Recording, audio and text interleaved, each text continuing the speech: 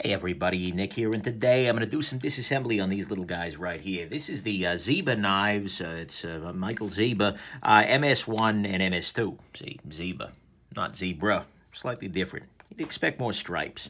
But anyways, these are interesting little pieces, and I'm looking forward to taking them apart. I'm feeling right now in both of them a little bit of grit, sort of, rolling resistance, kind of. It's not bad, particularly, but I'm hoping that I can do a little bit of good with my disassembly here. And I'm going to go ahead and take both of these down, because I'm going to be reviewing both of these knives, so might as well. And let's see here. Thank you very much, of course, to my buddy Andrew for donating these little guys, because that's awesome of him. He donated them to the channel on the condition that after I finish with the review, I sell the knives and I donate the proceeds to charity, which is great. You can see here that both of those screws were just flathead, boring sort of screws, and so there we go. And we are apart. That was pretty easy. Disengage that. Nice shouldered pin in the back here. That's a little weird. Okay, so let's go ahead and move this guy out of position for the moment. Okay.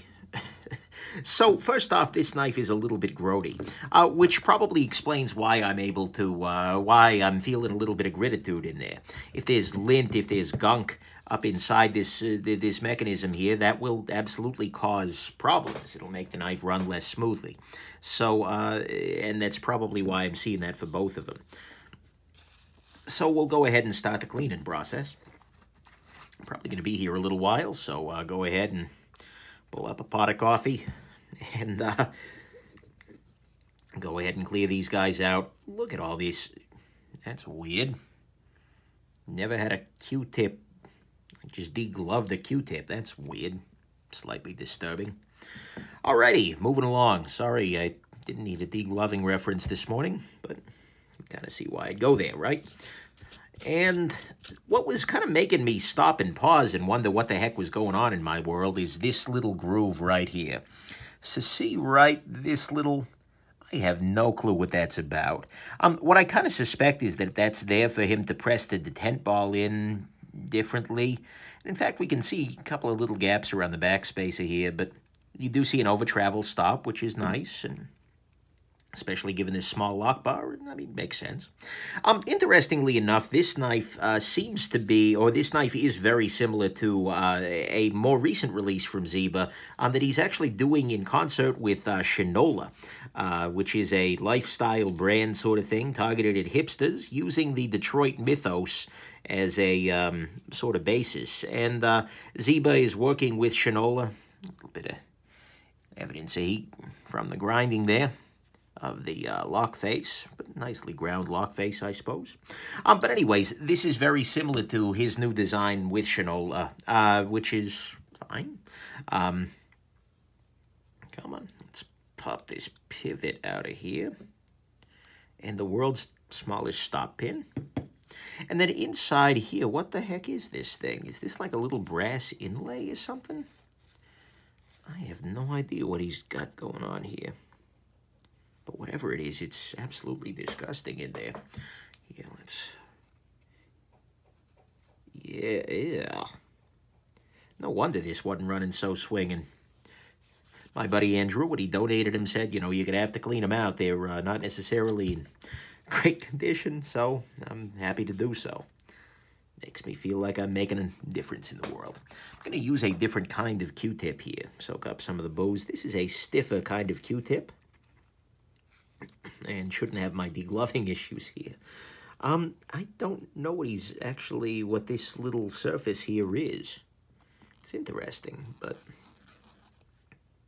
looks like it may just be an inlay of bronze or something like that into the carbon fiber. Yeah, looking at it from the side here, there's like a washer that he's inlaid here, which is actually a good idea. I mean, that way you don't have bearings running against G10. But this is the first time I've seen it done in this way, so that's kind of interesting and a little bit neat. So, nice. Guess I can't argue with that. So that's now clean. Just wipe the inside of this off. I think... Oh, we need to clean the bearings. Actually, yeah, let's go ahead and do that. And I'll clean the stop pin as well because it's got a little bit of, needs a little love as well. Alrighty. Did I clean the pivot? No, I did not clean the pivot. Now the pivot is cleaned. So to clean the bearings, all I'm going to do is pour some booze onto this little fabric swatch here. If you're ever curious about the tools I'm using for my disassemblies, go ahead and check this out. I'm sorry, go ahead and check this out. Yes, this, because you all understood the reference to this. Go ahead and check out the video I put up on my channel, Nick's Knife Disassembly Tools. That has, you know, links to all of this stuff and more. And that will give you all the information you need. Alrighty, so we've gotten a fair amount of gunkitude out of those bearings. So I kind of suspect that we're going to be in a better position as we put this guy back together here. So I'm going to go ahead and use some 10-weight nano oil. I'm using it in a pen format at the moment, so I don't use too much of it. But going ahead and applying a little bit of oil there. I'm going to go ahead and drop this guy in here. Then I'll apply a little oil to the pivot. And then push the pivot on through, which will, there we go. Beautiful. Pivot is through. Okay, now at this point in time, I apply a little bit. Did I clean the blade? Yeah, I feel like I cleaned the blade. Yeah, I did. At this point in time, apply a little bit of oil to the detent ball track here. That way it will slide a little bit more freely. On this, no pivot. Stay. Stay. Wait a second. No. I'm doing this wrong. Because you see the pivot, the smooth side of the pivot faces frontwards. So this is built sort of upside down. That's okay, though. No harm done. And frankly, I suspect that even if I did it incorrectly, the knife would run fine. All right. Again, putting a little bit of oil into there. Drop a bearing onto there. I'm just going to spin these bearings a little bit to distribute the oil across them. Now what I'll do is go ahead and put the blade down here. Put a little oil there and there. Okay, which side? This goes like this. Okay. Got slightly disoriented there. Okay. I am not used to knives that are this symmetrical. I'm going to be honest with you here. No, the detent ball needs to be on this side, so then this knife goes like this, and then it goes like this. Okay, I got it. We're back in shape here. Okay, so I'll set this down like this, then I'll just drop this other side on top of it. A stop pin. This is important, guys. This is important. Where the heck does the stop pin go in here? There it is.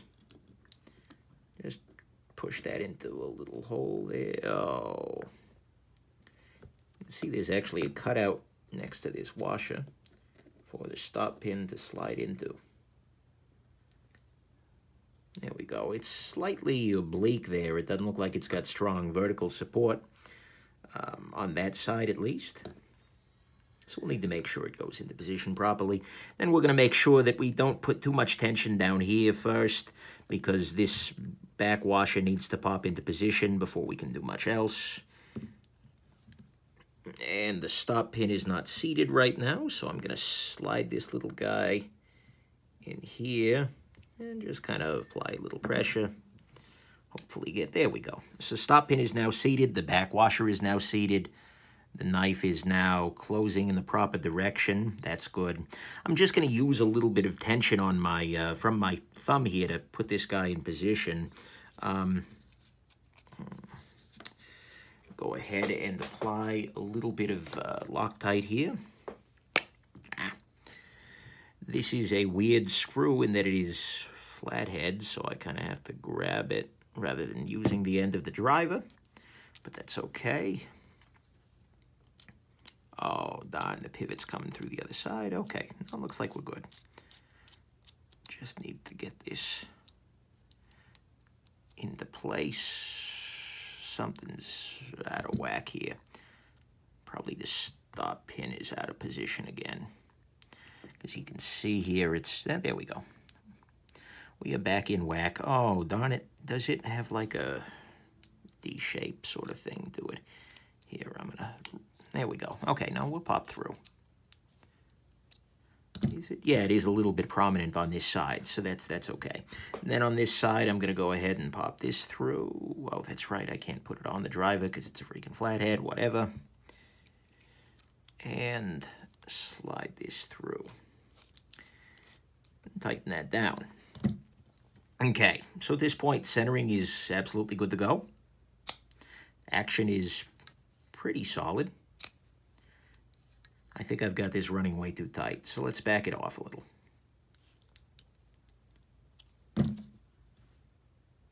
There we go. That's better. Oh, yeah. That's nice. This is, nope, flew off the tab there. Nice. Okay, so we're good to go on this side. Let's go ahead and pop this guy open, at least in part, just to make sure there's no, there are no surprises lurking inside here. And that this guy is running no differently. I kind of suspect that these two knives, and I'm going to review them together because they are very similar in a lot of ways, although in some ways a little bit different. But let's go ahead and do the disassemblies together here, and that way make it a little bit easier and see if there are any fun surprises waiting for us. So again, I'll need to pop the G10 off of the back here, and then pop the pivot side off of this. One approach here would be to try and push the pivot through, and in fact, I think that's the approach I'm going to take. There we go. So that disengages this side. That will disengage this side. The stop pin must still be seated in there pretty deeply, and on the back here, there we go. G10 is popped loose. Sort of an odd way to deploy the blade when the thing is mostly disassembled, but hey, whatever. Okay, yeah, this is pretty much identical. So, you know, instead, well, I'll just keep going. What the heck? Why not? In for a penny, in for a pound. If you got your pot of coffee, you should be ready to go here. But that way you can see that there are no real differences in here. These are very, you know, it's always interesting to see when an independent designer comes along, to see something a little bit different like this. I mean, there are a couple of things here that are just unlike, come on. This pivot is a little bit stuck. So what I'm going to do here is actually use a little bit, even though I'm about to clean the thing off, I'm going to use a little bit of 5-weight nano oil, which is a much more penetrating sort of thing and tends to allow you to pop things through more readily. Yeah, there we go. Let's pop through. Beautiful. But then, you know, we'll put that aside. Anyways, it's nice to see, you know, small makers doing things because they tend to do things maybe a little bit differently than we're used to. Although the bearings are very clearly, you know, similar to everybody else's bearings because bearings are kind of a solved problem. You know, seeing this inlay thing, that's different. That's a little unusual. And it makes this knife a little bit outside the norms, which is kind of cool. Because it's very, very easy for the knife world to look really homogeneous, especially for somebody like me who tends to review... Oh, interesting. So this is just a collar around there, which is on top of a washer, which is underlaid. Okay, so it's not like a filled-in pocket. It's a washer with a collar on it. All right, well, whatever. But anyways, it's nice to see, because I don't do the custom game very often, to see, you know, what one random jackass in his garage or wherever Zieba's working out of, see what he does. By the way, note that there's a little notch on the side of the collar. That needs to go up against your stop pin here in order for this to drop back into place. There we go. So that's that. I'll just wipe off the inside of this G10 here. Beautiful. So yeah, it's always cool to see different approaches to the same problems. Because I think at some level, unless you're doing something very different, like an automatic or something, all knife makers have basically the same problem. This is interesting. Take a look at this area here. This is here. I'll gesture with something that isn't disgusting. This little area here is that's the detent hole. And you can see he's just drilled a hole straight through, and it actually intersects with the stop pin track, which I don't see as a problem. I mean, the stop pin track, you should never have anything contacting the inside of it anyways, so It's a little different, a little unique. Again, here we have this little cutout here, which, like I said, I kind of suspect allows a little bit of spreading as this detent ball is pressed into place. Although I'd sure be happy to see Zieba come in and comment as to why he's doing that. Not that he needs to defend it, it's just I'm curious. Can't be bad. Like, oh my God, how dare you? Unless the dent ball comes flying out, but it sure hasn't, so yeah, whatever. And you can see here the clip is actually attaching underneath the backspacer there, so that's kind of a nice way to do it. You can see he's also done this right using a relatively flush screw. So on the whole, actually, there's a lot of good here. Can't argue with that too much. Actually, you can't argue with a lot of good at all, except to argue that there should be more of it. Arguing that there should be more good in the world is often feels like wasted time, but I sure seem to do a lot of it. Then again, I waste a lot of time, so there you go. All right. So we're good to go here. Again, seems like same basic construction. Relatively simple thing, done pretty well. Let's go ahead and pop the, again, using 10-weight oil here. Go ahead and pop the pivot into place. Come on. There we go. And as I do that, I think I'm going to add a little tiny bit more oil here, and then push this down a little bit. Oil, oil, oil. Now we go ahead, put a bearing in there, and again, I'm just using the tip of the applicator here to turn the bearing, not apply more oil, although maybe a little bit more goes on there. But anyways, so there's that. Now this guy, again, is going to mess with me in terms of reassembly. So this goes here as I throw bearings everywhere. Sorry, bearing, you belong on this side. So then if this goes here, then this goes this way. Yeah, okay. Why don't you just go right there? Case closed. Okay. So there's that. I need to oil the blade on this side here. Put a little bit there, and also I'll go ahead and put a little oil in the detent ball track. That'll help it run a little smoother. Again, the dirtiness and grititude here, I kind of suspect is, you know, caused by the excess of oil and just old. It's been a little while. It needs a little love. Knives, like humans, need regular love. Or at least they sure appreciate it. Not all of them need it, but all of them want it. Let's be real here. Okay, wow, that got weird. All right, moving along. That Got Weird would be a pretty good memoir title for me, actually. I could do that. Alrighty, so let's go ahead, a little more thread locker here. 20 minutes, but hey, 20 minutes for 2 knives ain't so bad, right? Put some thread locker on the edge there. And we'll just put that into position for the moment. There we go. This goes on the other side. Go ahead and put that in there. There we go. And there we go. Okay. I feel like I have over-tightened. And as a result, this is not running as smoothly as it could be. So let's go ahead and back that off a scotch. There we go. We have no blade play. This is still running a little bit on that kind of griddly side. I kind of suspect it may just be that washer, or maybe at some point in time it was really heavily over-tightened, which made a little bit of an impression on the titanium with the bearings. I don't know. But either way, it's running fine. You can see here the action is pretty great. So there we go. That is your Zieba MS, I forget which one this is, MS1 or MS2. Hopefully 2, because it's bigger.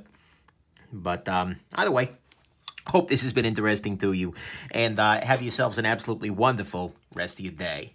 Oh, man, come on. When I was doing all that discussion about this, a little different. How did I not make in a world of horses, this is a Zieba joke? Okay, yeah, bye now.